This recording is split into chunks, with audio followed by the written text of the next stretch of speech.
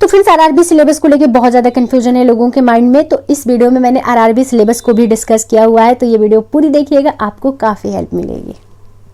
Hello everyone, good morning and welcome back to my another video. तो friends कैसे हो आप लोग? आई होप कि आप सब अच्छे हैं, स्वस्थ हैं, मस्त हैं, अपनी स्टडी में व्यस्त हैं। फ्रेंड्स तो कल मैंने जो कंप्लीट किया था वो था पासा वाले चैप्टर से हमने जितने भी क्वेश्चन थे वो सारे सॉल्व कर लिए, और जितनी भी 4 क्लासेस थी पासा वाले चैप्टर से रिलेटेड, तो चारों क्लास हमारी कंप्लीट हो गई थी कल, और फाइनली रिविजन भी मैंने कर लिया था। तो अभी आज जो मैं कंप्लीट करने जा रही हूँ वो है ब्लड रिलेशन, यानी कि रीजनिंग वाले चैप्टर को जितना जल्दी से जल्दी कंप्लीट कर लें, रीजनिंग का सिलेबस हमारा कंप्लीट हो जाए, ताकि बस रिविजन बचा रहे। वैसे मैंने पहले से पढ़ा है, इस वजह से एक एक दिन में एक एक चैप्टर कंप्लीट हो जा रहा है, क्योंकि 2x पे करके वीडियो में देख लेती हूँ, ताकि जो भी नियम वगैरह हैं वो एक बार वापस से रिकॉल हो जाते हैं और क्वेश्चन वगैरह सॉल्व करने में प्रॉब्लम नहीं आती है। मेन लॉजिक का ही होता है रीजनिंग में, अगर लॉजिक कैसे लगाना है किस क्वेश्चन में, वो आपको नियम अगर याद है तो आप अच्छे से क्वेश्चन सॉल्व कर ले जाते हो। दूसरा टास्क आता है कि जो क्वेश्चन सॉल्व करने में टाइम ड्यूरेशन है वो कम से कम मतलब कम से कम नहीं, ज़्यादा से ज़्यादा, कम से कम तो जितना कम हो सके आप कर लो, लेकिन ज़्यादा से ज़्यादा 15 सेकंड से ज़्यादा नहीं लगने चाहिए, ताकि मैथ वाला जो टॉपिक है अपना उसके लिए हम टाइम बचा पाएँ, क्योंकि मैथ थोड़ा कैलकुलेशन करना पड़ता है उसमें, और कैलकुलेशन में मैं थोड़ी सी वीक हूँ। तो मैं कोशिश करती हूँ कि रीजनिंग में जो लॉजिकल क्वेश्चन है वो मैं जल्दी से जल्दी सॉल्व कर लूँ, ताकि यहाँ से मेरा थोड़ा सा समय बच जाए। तो प्रयास में लगे, देखते हैं कहाँ तक पहुँचते हैं। हालांकि जो पासा के क्वेश्चन है, पासा के क्वेश्चन बहुत इजी आते हैं, तो उसमें 15 से 20 सेकंड में मेरा एक क्वेश्चन कंप्लीट हो जाता था। अब आगे देखते हैं ब्लड रिलेशन वाला जो चैप्टर है उसमें कैसे क्या कर पाते हैं। तो फ्रेंड्स ये हमारी रीजनिंग की क्लास जो कि फ्री में आपको यूट्यूब पे मिल जाएगी, प्रॉपर टॉपिक वाइज आपको सारी क्लासेस फ्री में मिल जाएगी। आरपी तिवारी ऑफिशियल पे बहुत अच्छा सर ने पढ़ा रखा है, और ये देख सकते हैं आप लोग, ये सीट है उनके टेलीग्राम चैनल से मैंने निकलवाई है, जो कि बिल्कुल फ्री ऑफ कॉस्ट है, इसका कोई भी पेमेंट नहीं है। तो इसमें सारे क्वेश्चन, सारे नियम, सब कुछ हैंड रिटन नोट्स है, मिल जाएगा आपको। और क्वेश्चन प्रैक्टिस के लिए भी सफिशिएंट क्वेश्चन पड़े हुए हैं उनके टेलीग्राम चैनल पे, तो वहाँ से आप लोग सर्च करके क्वेश्चन ले सकते हैं अगर आपके पास बुक नहीं है तो। मेरे पास रीजनिंग की बुक नहीं है, मैं वहीं से क्वेश्चन लेके क्वेश्चन प्रैक्टिस करती हूँ। तो यही मेरा प्लान रहता है, क्योंकि मैं कोशिश करती हूँ कि मैक्सिमम चीज़ें मैं फ्री यूट्यूब चैनल से ही ले लूँ। फ्री यूट्यूब चैनल पे भी बहुत सारे मटेरियल पड़े हुए हैं, बस फर्क इतना है ना कि थोड़ा सा टाइम लगाना पड़ता है और थोड़ा सा अपने आप को स्टेबल करना पड़ता है। क्योंकि आप क्या करते हो, आज इनकी एक क्लास लिए, कल उनकी एक क्लास लिए, परसों उनकी एक क्लास लिए, तो उसमें क्या होता है कि कुछ भी, कोई भी टॉपिक क्लियर आपका नहीं हो पाता है। सबका पढ़ाने का अपना तरीका अलग अलग है, और रीजनिंग तो एक ऐसा टॉपिक है जिसमें ना जाने कितने लॉजिक काम करते हैं। इसका कोई एक बेसिक फार्मूला नहीं है जिसपे सारे टीचर पढ़ाएंगे, सबका अपना अपना तरीका होता है पढ़ाने का, सबका अपना ट्रिक होता है पढ़ाने का। तो मैं जिस चैनल को पकड़ लेती हूँ, मुझे समझ आ जाता है कि यहाँ से मेरा कंप्लीट हो सकता है, और ये टीचर के समझाने का तरीका मुझे बहुत अच्छे से समझ में आ रहा है, और यहाँ पे सारे मटेरियल मुझे मिल जाएंगे जो मेरे एग्जाम की रिक्वायरमेंट है, तो फिर मैं वहीं से कंप्लीट करती हूँ। तो अभी मैं जो कंप्लीट करूँ वो रवि पी तिवारी ऑफिशियल से रीजनिंग कंप्लीट करी हूँ, और जब भी मैंने रीजनिंग पढ़ी है यहीं से पढ़ी है, और बहुत अच्छे से मेरे डाउट क्लियर होते हैं। आरओ की एग्ज़ाम डेट को लेके अभी तक कोई इन्फॉर्मेशन नहीं है, लेकिन जब भी एग्ज़ाम की डेट आएगी बहुत ज़्यादा समय हम लोगों के पास नहीं होगा, और आयोग से कोई शिकायत भी नहीं कर सकता है, क्योंकि एक बार आपका पेपर हो चुका है, री एग्ज़ाम होने वाला है। और री एग्ज़ाम भी अगर आपका सही समय पे हुआ होता तो 22 दिसंबर को पेपर हो गया होता।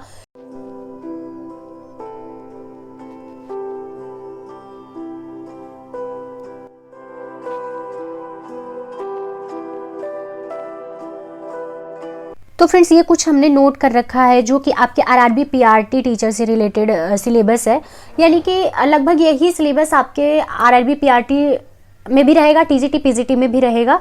इसमें आप देख सकते हैं, मैंने मतलब बहुत सारे चैनल्स, बहुत सारी जगह से मैंने सिलेबस देखा, क्योंकि आरआरबी एक ऐसी वैकेंसी है जो बहुत फेमस वैकेंसी नहीं है, खास करके टीचर की वैकेंसी 2020 में भी आई थी, बट मुझे उस टाइम पे नहीं पता चला था। अभी मुझे इस साल जाके पता चला कि नहीं, आरआरबी में भी टीचर की वैकेंसी आती है।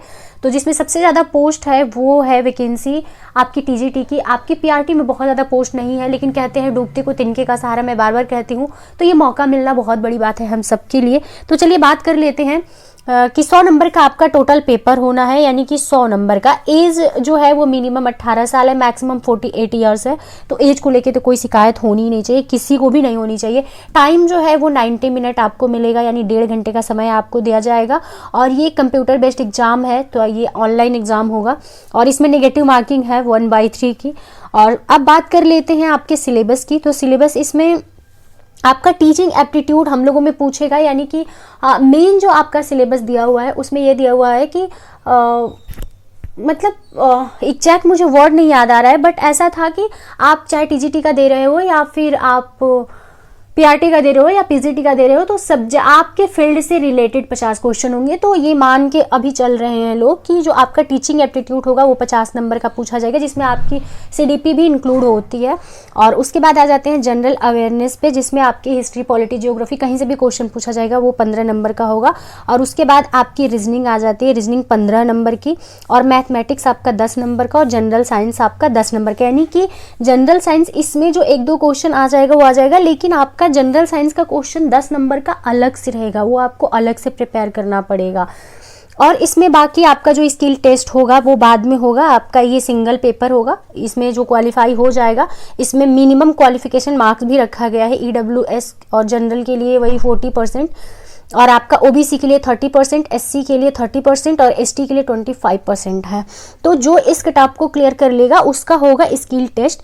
स्किल टेस्ट में आपका 60, मतलब जो 60 का रेशियो है वो आपका जो ये एग्ज़ाम होगा 100 नंबर का, उसका लिया जाएगा 60%। और उसके बाद आपका 25 और 15, तो ये अलग अलग है, ये आपको डिटेल सिलेबस जब आएगा उसमें क्लियर हो पाएगा, क्योंकि म्यूजिक टीचर वालों के लिए स्किल टेस्ट अलग है, आपके लिए स्किल टेस्ट अलग है। यानी कि अगर आप पीआरटी वाले हैं तो जो टीजीटी पीजीटी वाले होंगे उनके लिए स्किल टेस्ट अलग होगा, तो सबके लिए स्किल टेस्ट अलग अलग है। यानी कि जैसे क्लास में मान लीजिए वो आपसे पूछ सकते हैं कि कोई कविता पढ़ाना है, आप कैसे पढ़ाएंगे, तो मतलब आप समझ लीजिए कि आप प्रैक्टिकल वर्क कैसे करेंगे बच्चों के साथ, आप बच्चों को कैसे हैंडल करेंगे, टाइप ऑफ मोटिवेशन क्या होगा, बच्चों को आप किस तरीके से, क्लास में बच्चे अगर शोरगुल करें तो कैसे नियंत्रित करेंगे, कुछ इस टाइप के उनके क्वेश्चंस होंगे, जहाँ पे वो थोड़ा सा टीचिंग वगैरह भी आपसे शायद करा सकते हैं, ताकि आपकी स्किल्स चेक कर पाएँ कि वो आप कितना अच्छे से टीचिंग कर पाते हैं, बच्चों के साथ कितना अच्छे से आप डील कर पाएंगे। तो वो सारी चीज़ें आपकी टेस्ट की जाएगी। तो आपकी अलग अलग इसमें है। मेन बेसिकली ये है कि ये आपका जो 60% है ये आपका जो रिटन एग्जाम होगा उसका लिया जाएगा। तो आप एक तरीके से मान लीजिए कि जब यहाँ पे इस पॉइंट पे हम लोग आते हैं, तो जैसे केवीएस में 60:40 का रेशियो रहता है, वही वाला सीन यहाँ पे भी होने वाला है। थोड़ा सा डिटेल सिलेबस आ जाएगा तो उसमें पता चलेगा कि उन्होंने चेंजेस किया या नहीं किया। ये आपका 2020 वाला सिलेबस है जो मैं आपके साथ डिस्कस कर रही हूँ। तो बहुत सारे लोगों को ये कन्फ्यूजन होगा, तो इसलिए मैंने सोचा कि चलो एक मोटा मोटी थोड़ी सी जानकारी आप लोगों को दे दी जाए, ताकि आप लोग पैनिक मत होइए। बहुत सारी चीज़ें इसमें से, बहुत सारे एस्पिरेंट होंगे जो ऑलरेडी कंप्लीट कर चुके होंगे, बहुत सारे कम लोगों का होगा जो इसमें से पूरा सिलेबस पढ़ना होगा आपको। मुझे तो ऐसा नहीं लगता कि जो भी बच्चा सीटेट क्लियर किया होगा उसके लिए ये सिलेबस नया होगा, कुछ बिल्कुल भी नया नहीं है। अगर आप जनरल साइंस तो जनरली हम लोग पढ़ते ही पढ़ते हैं, तो बस फर्क ये होता है किसी का थोड़ा वीक होता है, किसी का थोड़ा सा स्ट्रांग होता है। मैथ हम लोग पढ़ते हैं, यूपी टेट सीटेट हर जगह मैथ पूछता है। रीजनिंग आपका एक अलग सा सब्जेक्ट है जो हम लोगों के एग्जाम में अभी तक नहीं पूछता आया है। बस आपके 5 नंबर की रीजनिंग रहती है, जो कि बहुत बेसिक रीजनिंग रहती है आपके सुपर टेट में। तो रीजनिंग आपको अलग से पढ़नी है। बाकी जनरल अवेयरनेस हम लोग पढ़ते ही पढ़ते हैं। टीचिंग एप्टीट्यूड के क्वेश्चन होते ही होते हैं, चाहे आपकी सीडीपी के हो गए, टीचिंग मैथोलॉजी के हो गए, तो वो सारे से रिलेटेड क्वेश्चन 50 नंबर का पूछेगा। तो सिलेबस जाना पहचाना है, बस फर्क इतना है कि जो इतने लंबे गैप हम लोगों ने दिए हैं अपनी स्टडी को, उसको वापस से कंटिन्यू करना है और कोशिश करना है, क्योंकि सीट बहुत कम है तो फाइट बहुत तगड़ी होने वाली है और अच्छे खासे नंबर लेके आने हैं। यहाँ पे ये जो क्वालिफाइंग मार्क्स आपको दिख रहा है, क्वालिफाइंग मार्क्स का कोई मतलब नहीं है। जितना आप रिटन में मार्क्स ले आएंगे ज़्यादा, सिलेक्शन के चांसेस आपके उतने ही ज़्यादा रहेंगे। तो बस कोशिश करनी है कि ज़्यादा से ज़्यादा नंबर हम 100 में से लेके आएँ। और निगेटिव मार्किंग है तो पेपर इतना आसान नहीं होने वाला है, तो पहले से प्रिपेयर रहना है और बहुत टाइम नहीं देगा। ये जनवरी के रोस्टर के हिसाब से आपकी वैकेंसी आ रही है, जो आरआरबी वाली वैकेंसी है मैं उसकी बात कर रही हूँ, तो जनवरी के रोस्टर के हिसाब से आ रही है। तो बहुत जल्द आपका पेपर हो जाएगा, क्योंकि ये टीचिंग का एग्ज़ाम है तो उनको टीचर की रिक्वायरमेंट होगी, तभी उन्होंने वैकेंसी निकाली है। सिंपल सी बात है, क्योंकि वो होल्ड पे नहीं रखते हैं केवीएस की तरह। तो बस आप लोग अभी से लग जाइए, जितना जल्दी से जल्दी हो सके सिलेबस को कंप्लीट कर लीजिए, क्योंकि बहुत ज़्यादा समय नहीं मिलने वाला है। 7 जनवरी से आपका फॉर्म फिलअप होना शुरू हो जाएगा, तो 7 जनवरी को डिटेल नोटिफिकेशन आ जाएगा, उसमें सब कुछ क्लियर हो जाएगा कि क्या कुछ सिलेबस आपका रहने वाला है, फीस कितनी रहने वाली है। इसमें जो आपके फॉर्म की फीस थी वो 500 रुपये थी, तो अभी आप 99% वही मान के चलिए। अगर कुछ सिलेबस में बदलाव होता है तो बहुत ज़्यादा उलटफेर नहीं होगा। एक डाउट और आप लोगों के मन में आ सकता है कि क्या हिंदी और इंग्लिश आरआरबी है तो नहीं पूछेगा, तो जी नहीं, हिंदी और इंग्लिश की बात नहीं की गई है। जो नोटिफिकेशन अभी आया है जो 2020 वाला है, अगर वो आप लोग पढ़ते हैं तो उसमें स्टेनो के लिए पूछा गया है हिंदी और इंग्लिश का। बाकी आपके लिए हिंदी और इंग्लिश का कहीं पे जिक्र नहीं हुआ है, तो आपके सिलेबस में नहीं है तो नहीं पूछा जाएगा आपसे। जो आपके सिलेबस में है उस पर फोकस होकर पढ़ना है। तो मैंने सोचा कि बहुत सारे लोग परेशान हो रहे होंगे, और मैंने एक चीज़ और यूट्यूब पे देखी, जितने लोग बता रहे हैं ना उतनी तरीके के सिलेबस बता रहे हैं। तो मेन जो ऑफिशियल 2020 का सिलेबस था उसको मैंने रीड किया और उसके बेसिस पे ये सिलेबस मैं आपको बता रही हूँ। तो आप चाहें तो आप जाके ऑफिशियल वेबसाइट पे जो सिलेबस उनका पुराना वाला पड़ा है वो डाउनलोड करके देख सकते हैं। तो फ्रेंड्स अभी हम पॉलिटी के नोट्स का जा रहे हैं रिवीजन करने के लिए, क्योंकि रिवीजन बहुत मस्ट होता है। इतनी मोटी आपकी नोटबुक बन के प्रिपेयर हुई है तो इसको रिवीजन करने में भी टाइम लगेगा। तो एक दिन में पूरा रिवीजन मैं नहीं करती हूँ, थोड़ा थोड़ा करके मैं रिवाइज करती हूँ। तो अभी चल रहे हैं, आज एक चैप्टर कंप्लीट करेंगे, क्योंकि पॉलिटी और हिस्ट्री काफ़ी दिनों से हमारी गैप पे पड़ी हुई है। घटना चक्र से कुछ क्वेश्चन हमने लगाए बट अपने नोट्स पे हमने काम नहीं किया है, नोट्स को हमने रिवाइज नहीं किया। कुछ चैप्टर हमने कंप्लीट किया है ऑनलाइन क्लासेज जो हमारी होती है वहाँ से, बट एक बार अपना नोट्स जो अपना हैंड रिटन नोट्स होता है वो बहुत काम आता है, और आपकी इस जर्नी में एंड तक यही काम आएगा और यही आपको सिलेक्शन दिलाएगा। इस पर भरोसा करना होगा आपको। तो चलिए हम कर लेते हैं रिवीजन, उसके बाद मिलते हैं आप लोगों से। और आप लोग अक्सर कहते हैं कि आप अपना नोट्स कैसे बनाते हैं, तो एक झलक आप लोग हमारी नोट्स की देख सकते हैं। मैंने इसका कुछ पेज शेयर भी किया हुआ है अपने टेलीग्राम चैनल पे, तो अगर टेलीग्राम चैनल आप लोगों ने मेरा ज्वाइन नहीं किया है तो डिस्क्रिप्शन में मैं लिंक शेयर कर दूंगी, वहाँ से आप लोग जाके ज्वाइन कर सकते हैं। बाकी चलिए अपनी स्टडी कंप्लीट करने के बाद मिलते हैं हम आप लोगों से।